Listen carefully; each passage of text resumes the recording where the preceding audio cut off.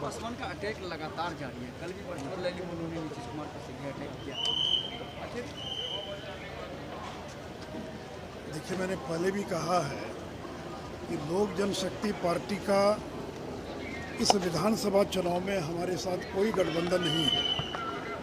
और इसके पहले जब महाराष्ट्र में शिवसेना और बीजेपी की सरकार थी, उस समय भी शिवसेना गुजरात में नरेंद्र मोदी की सरकार के खिलाफ चुनाव लड़ रही थी। ये एक सामान्य बात है कि शिवसेना केवल महाराष्ट्र में है, गुजरात में ही नहीं बल्कि सभी राज्यों में हमारे खिलाफ चुनाव लड़ती रही है, जबकि महाराष्ट्र में वो सरकार में शामिल थे।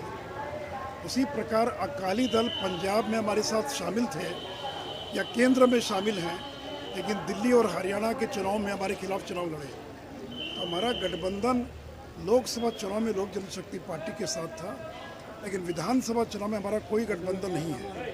और अभी हाल ही में झारखंड के अंदर जो चुनाव हुआ, उस झारखंड के चुनाव में भी जनता दल यू और लोक जनशक्ति पार्टी बीजेपी के खिलाफ चुनाव लड़ती रही। तो ये कोई आवश्यक नहीं कि केंद्र में अगर हमारा समझौता है तो सभी राज्यों में भी समझौता होगा।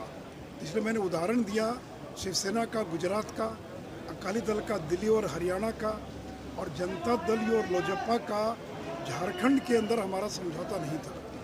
उसी प्रकार लोकसभा चुनाव में हमारा समझौता था, परंतु विधानसभा चुनाव में हमारा लोक जनशक्ति पार्टी के साथ कोई समझौता नहीं है। इसलिए किसी को कोई भ्रम नहीं रहना चाहिए। और अभी नरेंद्र मोदी जी की रैली होने जा रही है, नड्डा जी जा रहे हैं, अन्य हमारे नेता जा रहे हैं, और एक दूसरे के विधानसभा क्षेत्रों में हम दौरा करेंगे, जॉइंट रैली भी करेंगे। और जो कुछ लोग भ्रम पैदा करने का प्रयास कर रहे हैं, तो 90% भ्रम तो छंट चुका है, और जो बचा खुचा जो भ्रम है वो भी अगले 2-3 दिन में पूरी तरह से समाप्त हो जाएगा। तेजस्वी यादव ने हमला किया।